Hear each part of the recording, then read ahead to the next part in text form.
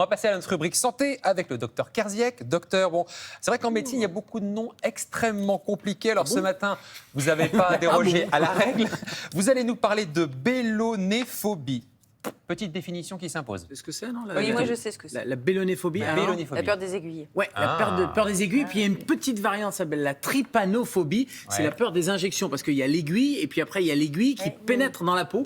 Et ça, c'est l'injection. Et ça concerne pas mal de monde. Ça concerne une personne sur 10 quand on regarde un peu dans les différentes enquêtes. Alors ça peut aller très loin, et c'est tout ce qui est parfois objet pointu. Ça peut même être une aiguille, ça peut même être une espèce de phobie un peu générale, avec évidemment le geste médical, des vaccins, le geste de tout ce qui est injection, avec des vrais symptômes physiques, une espèce d'angoisse, d'appréhension par anticipation, et puis des symptômes vagos, une espèce de nausée, enfin vraiment... Il y en a qui tombent dans les pommes systématiquement. Une peur, on peut tomber dans les pommes, exactement. Alors tomber dans les pommes, on le fait parfois, c'est la douleur, ça fait un petit malaise, c'est ce qu'on appelle le malaise vagal, mais là, dans le cadre de cette phobie-là, c'est vraiment un rejet, et le problème, c'est que c'est un rejet de tout acte médical, parce qu'il y a beaucoup d'actes médicaux avec des aiguilles, pas tous, mais il y a quand même pas mal d'aiguilles. Oui, même quand on se fait opérer, là, on a... Eh ben oui, ça veut dire que c'est des gens qui vont parfois refuser une intervention, ou je pense au vaccin, par exemple, tout simplement, par peur de l'aiguille. Donc bref, c'est un vrai sujet. Dites-moi, docteur, c'est quoi les causes, justement, de cette phobie? Alors c'est souvent multifactoriel, je vous le dis, mais la cause essentielle, c'est une anxiété généralisée. C'est-à-dire que tout ce qui est phobie, dès qu'on a une phobie, il faut aller chercher une angoisse derrière. Il faut aller chercher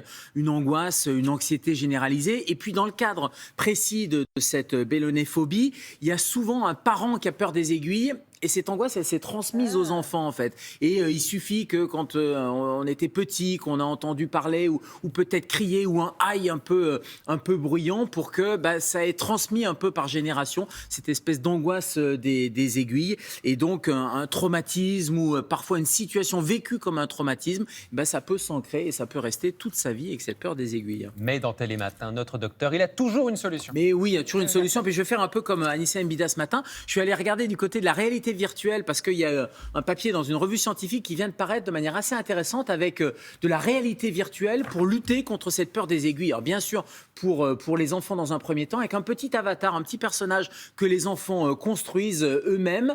Et ce petit avatar va subir justement une intervention, une aiguille. Et donc, avec le jeu et l'immersion, parce qu'on est vraiment dans de la réalité immersive, eh bien, cette étude montre des résultats intéressants. 149 enfants qui ont été testés, de 4 à 12 ans. Premier groupe, c'est des soins standards. Donc, on rassure l'enfant, on lui explique, on lui montre des peluches, etc. Et deuxième groupe, eh bien, on utilise la réalité virtuelle. Il y a une vraie différence significative avec une diminution de la douleur, une diminution de l'anxiété et une diminution de la durée du soin aussi. Donc, côté soignant, de notre côté, c'est intéressant aussi.